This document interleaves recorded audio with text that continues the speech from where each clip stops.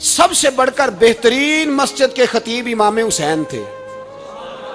مسجد نبی سے بڑی بھی کوئی مسجد ہوگی جس ممبر پر رسول پاک بیٹھ کے خطبہ دیا کرتے تھے، اور میرے مصطفیٰ کے آستانے سے بڑا بھی کوئی آستانہ ہوگا جس کی سجادگی امام حسین کے پاس تھی۔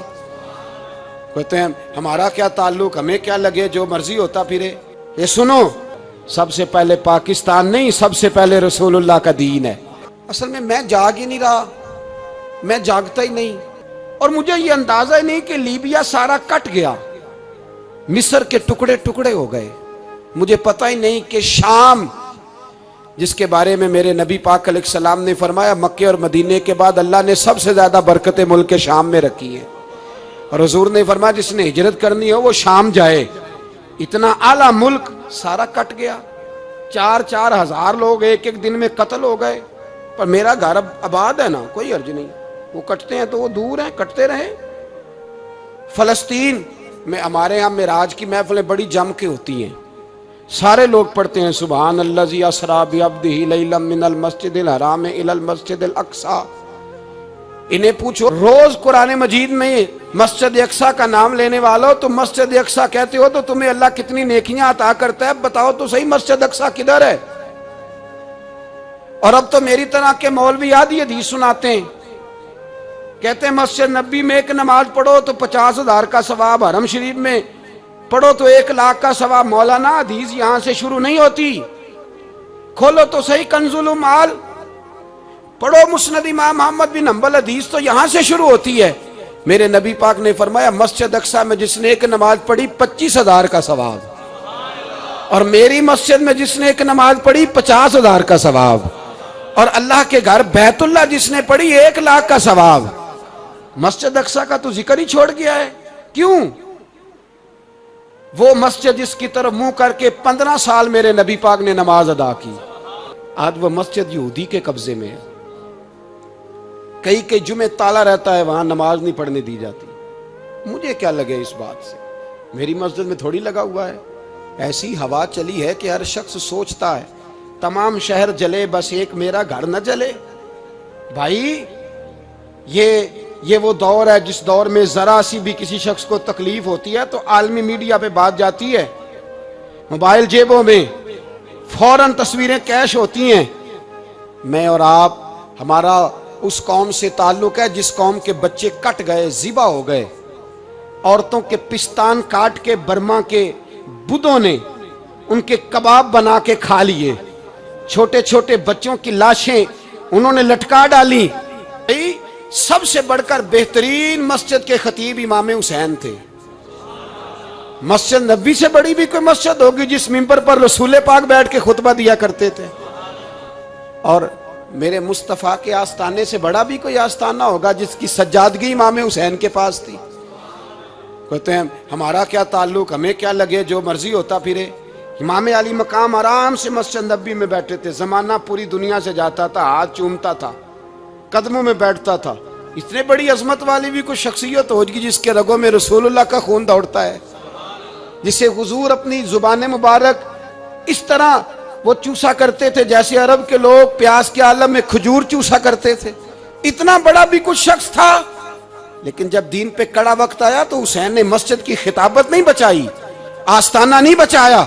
امام علی مقام نے کہا کوفہ لٹتا ہے تو لٹتا رہے، دمشق میں فساد ہوتا ہے تو ہوتا رہے، وہ ملک شام کی بچیاں رو رہی ہیں تو روتی رہیں کہ ہم پہ یزید قابض ہو گیا، میری مسجد آباد ہے، کافی ہے نا۔ امام حسین نکلے اور نکل کے کہنے لگے جنت البقیع والی جگہ پہ کھڑے ہو کے یا رسول اللہ میں جا رہا ہوں اور آپ کے لیے جا رہا ہوں، اس لیے کہ مجھے اس شام کو بچانا ہے جس شام میں رسول اللہ کا کلمہ پڑھنے والے لوگ بستے ہیں۔ مجھے کوفہ، دمشق، مصر کے لوگوں کو بچانا ہے۔ نانا تیرے کرم کے خزینے کی خیر ہو، میں جا رہا ہوں تیرے مدینے کی خیر ہو۔ نکل کھڑے ہوئے امام علی مقام، میدان میں نکلے، کس کے خلاف؟ بولے کون تھا یزید؟ مسلمان تھا۔ اس وقت تک تو سب نے مسلمان لکھا ہے، جس نے کافر کہا شہادت امام حسین کے بعد کہا۔ جرم کیا تھا؟ میری گردن جھک جاتی ہے جب میں یہ بات کرتا ہوں، ایمانداری سے کہہ رہا ہوں، جوش خطابت نہیں، میری گردن جھکتی ہے جب میں یہ لفظ ادا کرتا ہوں۔ امام علی مقام اس شخص کے خلاف نکلے، سارے خطبے امام حسین کے پڑھ کے دیکھو، امام حسین نے فرمایا یزید شرابی ہے۔ شرابی مسلمانوں کا حکمران ہو سکتا؟ آپ نہ بولیں بے شک، پر بات تو سچی ہے نا۔ امام حسین نے فرمایا شرابی کو ووٹ دیا جا سکتا؟ فرمایا رنڈیوں کا ناچ دیکھتا ہے جو مجرے دیکھے، جو رنڈیوں کے ناچ دیکھے وہ مسلمانوں کا حکمران ہو سکتا؟ امام حسین میدان میں نکلے اور 18 سال کے علی اکبر سے لے کر 6 مہینے کا علی اصغر دے دیا، لیکن شرابی کو برداشت، بے حیا کو برداشت تو میں کیسے کرتے؟ دوستی قاتل سے بھی، مقتول سے یارانہ بھی، اپنی جیب سے فلیکسیں چھپوا کے ظالموں جابروں بدماشوں کو ووٹ دیتے ہو۔ امام حسین کو تیری دیگ کی ضرورت ہے جو تو 10 محرم پہ پکاتا ہے، چاولوں کی ضرورت ہے جو تو نے 9 محرم کو پکائے، ان کو اس بریانی کی عادت تھی جو تو نے پکائی ہے۔ میرے گھر میں فلاں MNA MPA صاحب آ گئے تھے، امام حسین کے گھر کے اندر یزید نے پیغام بھیجا، اس نے کہا جیسے کہو گے کر لوں گا، جتنے پیسے کہو گے دے دوں گا، جتنی مسجدیں کہو گے بنوا دوں گا، جتنے ادارے کہو گے تعمیر ہو جائے، مجھے نہ چھیڑو۔ آپ نے فرمایا نا، مسجد مدرسے اس وقت آباد رہتے ہیں جب حکمران صحیح ہوتے ہیں، اور جب حکومتیں غلط ہوتی ہیں تو پھر مساجد آباد، پھر مدارس کی آباد کاری ہو ہی نہیں سکتی۔ میں دین میں نیا رکھنا کھول دوں؟ امام علی مقام کھڑے ہوئے، پر میں کیا کروں؟ حکومت کیا کروں؟ حکومت سے کیا کہوں؟ اگر میری ملت کے اپنے جوان کے موبائل میں رنڈیوں کا ناچ ہو تو 10 محرم کو تو امام حسین کربلا میں تڑپ جاتے ہوں گے۔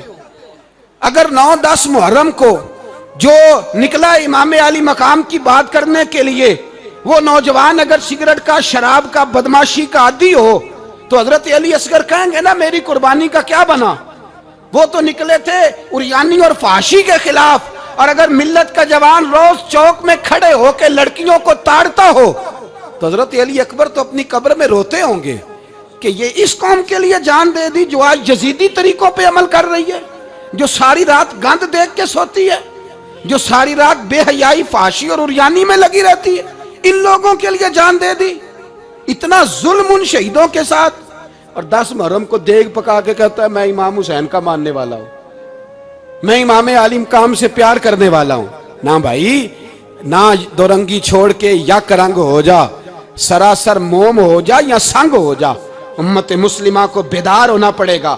امام علی مقام میدان میں نکلے، ڈٹ کے نکلے، اور امام نے فرمایا میدان میں نکل کر کہ میرا وطن مدینہ ہے، میرا وطن مدینہ ہے، پر مدینہ بعد میں، رسول اللہ کا دین پہلے۔ تو پاکستان کی بات کرتا ہے؟ امام علی مقام نے فرمایا مدینے کی شریعت بعد میں، رسول اللہ کا دین پہلے، اور تیرے تو بچے عام سے ہیں۔ امام حسین نے فرمایا میری گود میں جو بچے ہیں وہ رسول اللہ کے نواسے ہیں، پر بچے بعد میں، نبی پاک کا دین پہلے۔ آپ نے فرمایا تیری بیٹی بڑی باوقار ہوگی، اس کی بڑی عزت ہے، تو کہتا ہے بیٹی کی وجہ سے بلیک میل ہو گیا، لیکن جو شان خدا نے حسین کی بیٹی کو عطا فرمائی، جن بچیوں کا سر کا بال ننگا ہو جائے، سر کا بال ننگا ہو جائے، تو امام شورانی فرمایا کرتے تھے اگر مدینے میں کسی سید زادی کے سر کا بال ننگا ہوتا تھا تو سورج اپنا منہ چھپا لیا کرتا تھا، سورج چھپ جاتا تھا بادلوں کی اوٹ میں، اور مدینے والے سمجھ لیتے تھے کہ گھر میں کام کرتے کرتے کسی سید زادی کے سر کا کوئی بال ننگا ہو گیا۔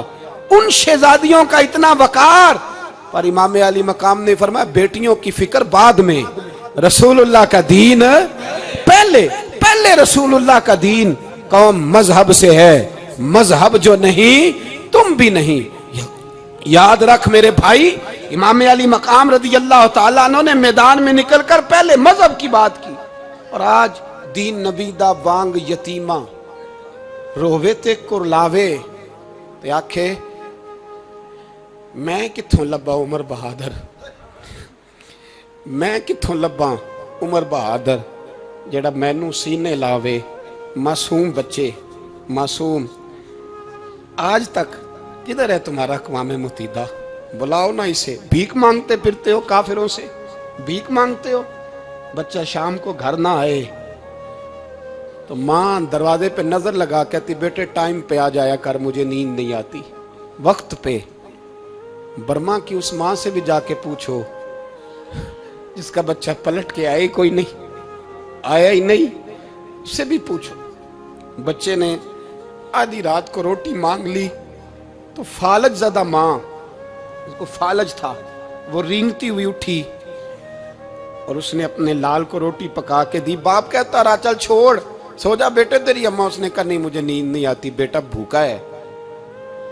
उस माँ से भी कभी पूछ, उस माँ से जो बांग्लादेश के खेमे में बैठी है। तो बीबीसी लंदन का रिपोर्टर कहता है कि तेरी ख्वाहिश क्या है? कहती कोई भी नहीं, चलो 2 दिन के बाद ही सही मेरे बेटे को एक रोटी दे जाया करो। ये रोटी मांगता है मुझसे, मैं किधर से लाऊं? ये लवारस कौम है, मैं हुक्मरान से जाके बात करूं? जब मेरा अपना नमाजी मुसलमान कहता है पहले पाकिस्तान के बच्चे तो पाल लो। मेरे भाई तुझे खबर ही नहीं, ये तो जाना तो कभी गुंबद खजरा पे। तो मेरे मुस्तफ़ा ने फरमाया मन अज़ा मुस्लिम फ़क़द अज़ानी, फरमाया जब मेरा मुसलमान तकलीफ में होता है तो मैं गुंबद में तकलीफ में होता हूँ। मुझे दर्द होता है, मुझे अजियत होती है। पूछ जाके महबूब पाक से।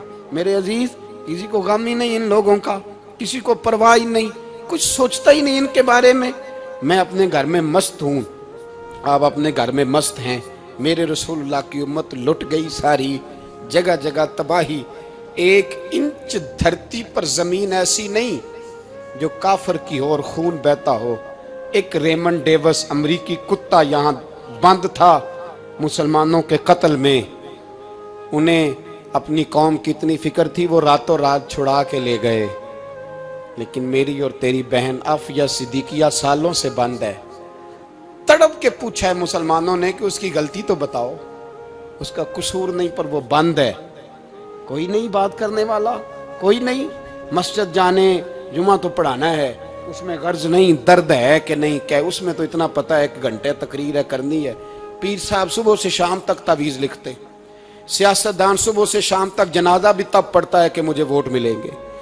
ताजर कहता है बस दुकान चलनी चाहिए, मर जाए मेरी तरफ से सारी दुनिया, बस करो, इस खौल से बाहर निकलो। ए नौजवान मुस्लिम, कभी ये तदब्बुर भी किया तूने, वो कौन सा गर्दू है जिसका है तू एक टूटा हुआ तारा? तूने सोचा ही नहीं कभी, तुझे कभी खबर ही नहीं हुई कि ये किस कदर बड़ा काम था? मेरे रसूल पाक सल्लल्लाहु अलैहि वसल्लम के गुलामों जागो। मैं दुआई देता फिरता हूँ, मैं कहता हूँ जट बन के बड़ा जी लिया, बट राई अंसारी बन के बड़ा जिया। बस कर दो, बस कर दो। अब मुसलमान बन के जीना सीखो। अब अपनी पहचान रसूलुल्लाह की गुलामी बनाओ। अब कहो पहले दीन, बाकी हर चीज बाद में। बस करो, बहुत हो चुका हमारे साथ, अब थोड़ा जागो। इलाका तक का बरस फतह हुआ, तमाम लोग नारे लगा रहे हैं। हजरत अबू ज़र गिफारी कोने में बैठ के रोने लग गए। मुसलमानों को फतह मिली, सब लोग नारे लगा रहे हैं, खुशी हो रही है कि इलाका फतह हो गया। हजरत अबू ज़र गिफारी रोने लगे और तड़प के रोए। लोगों ने कहा अबू ज़र क्यों रोते हो? आप फरमाने लगे ये लोग बरसों से काबज थे इस शहर पर, ये जिन लोगों से आज हमने लिया है ये बरसों से, दिल के कानों से खुल सुनने वाली बात है। फरमाने लगे ये बरसों से काबज थे, इन्होंने अल्लाह की नाफरमानी की है तो आज इलाका इनके हाथों से निकल गया है। मैं रो इसलिए रहा हूं कि खुदाया कहीं हमसे भी नाफरमानी ना हो और ये हमारे हाथों से भी ना निकल जाए। शाम निकल नहीं गया हमारे हाथों से, लीबिया निकल गया, मिस्र निकल गया, इराक निकल गया, अफगानिस्तान निकल गया। और अगर देखो तो बिल वास्ता बिला वास्ता हर जगह काफर का डेरा।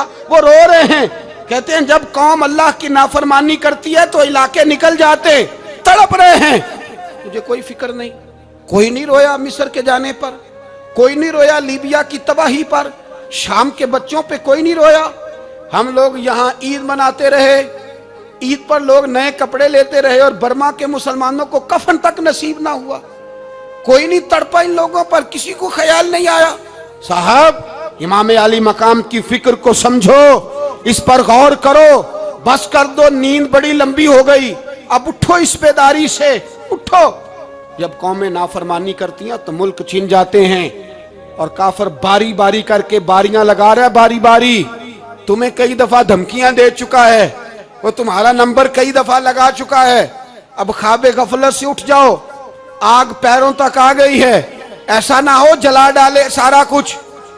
حضرت سیدنا ابو ذر غفاری رو کے فرمایا کرتے تھے، جب تم نافرمانیاں کرو گے تو علاقے تمہارے ہاتھوں سے نکل جائیں گے، سو نکل گئے۔ مولا علی شیر خدا کا شہر نجف کئی دفعہ بم کی نظر ہوا، امام علی مقام کے کربلا میں اب تک کئی دفعہ جنگیں ہو چکی، اس لیے کہ ہم نافرمانی کرتے ہیں، علاقے چھن جاتے ہیں۔ تو دعا بھی نہیں مانگتا میرے بھائی مسلمانوں کے لیے، تو دعا بھی نہیں مانگتا۔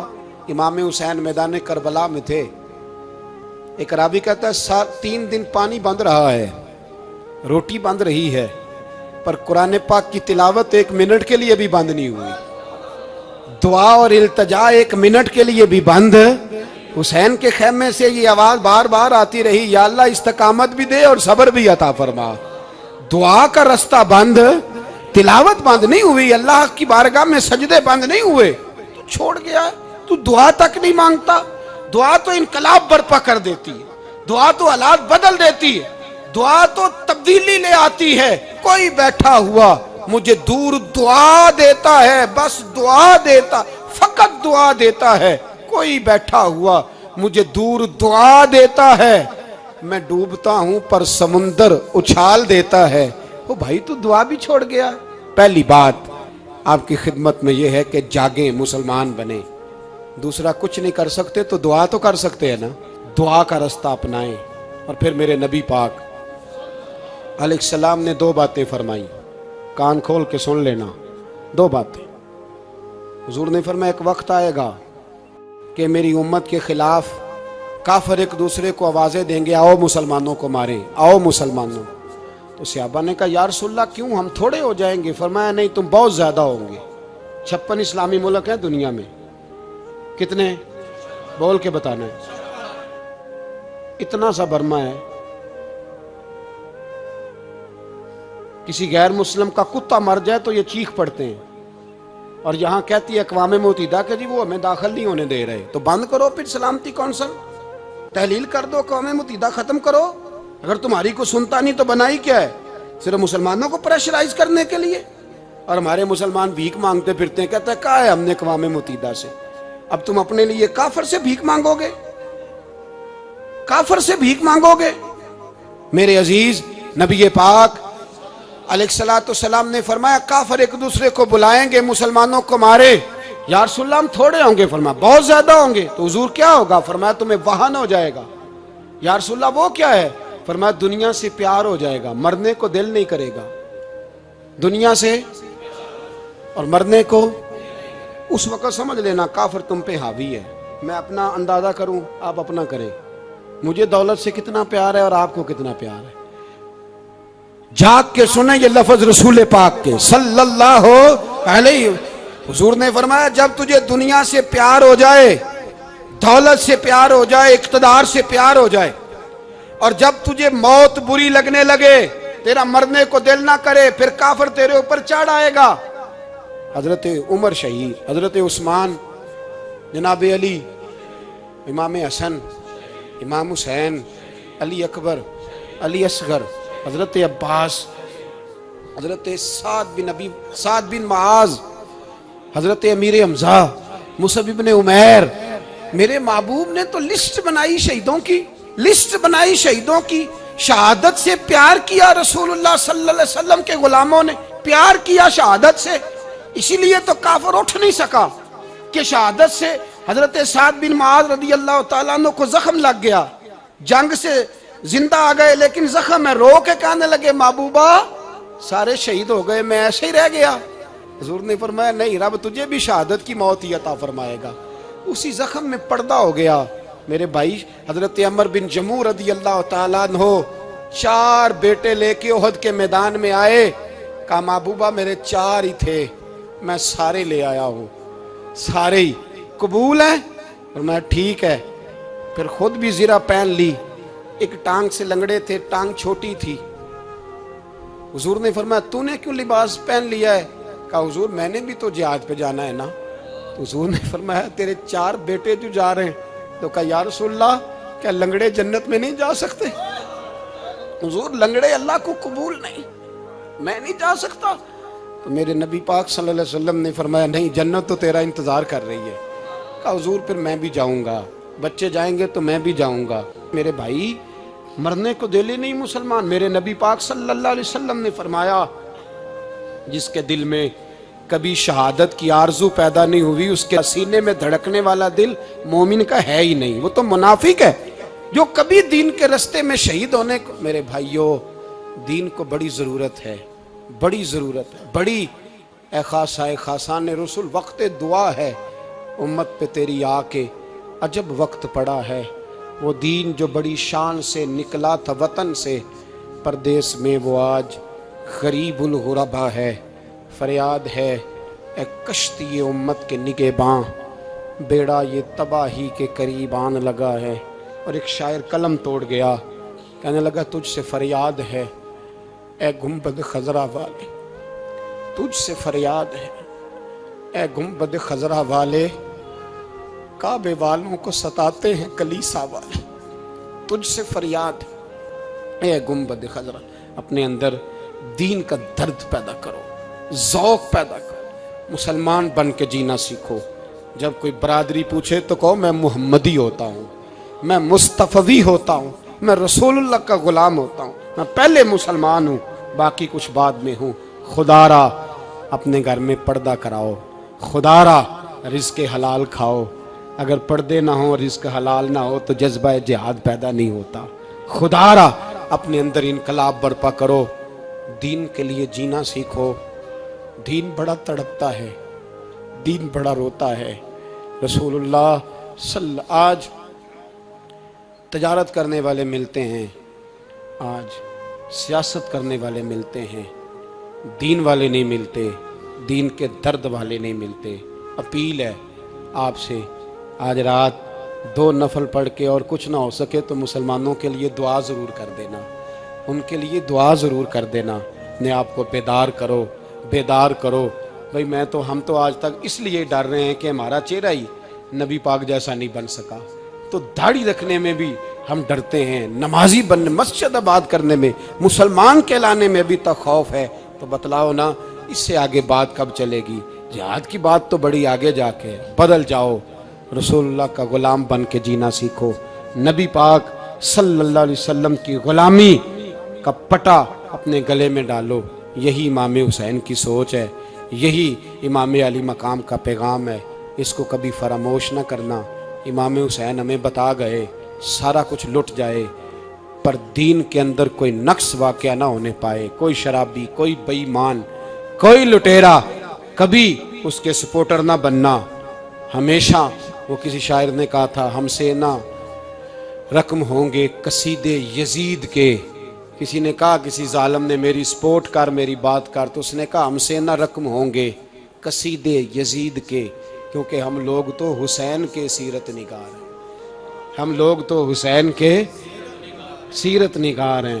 یہ محرم کے جو دن ہے یہ انقلاب کے دن ہے, رونے پیٹنے کے نہیں, انقلاب کے دن, جذبوں کی بیداری کے دن, ظلم کی آنکھوں میں آنکھیں ڈالنے کا جذبہ پیدا کرنے کے دن. اس کو اسی رنگ میں لو.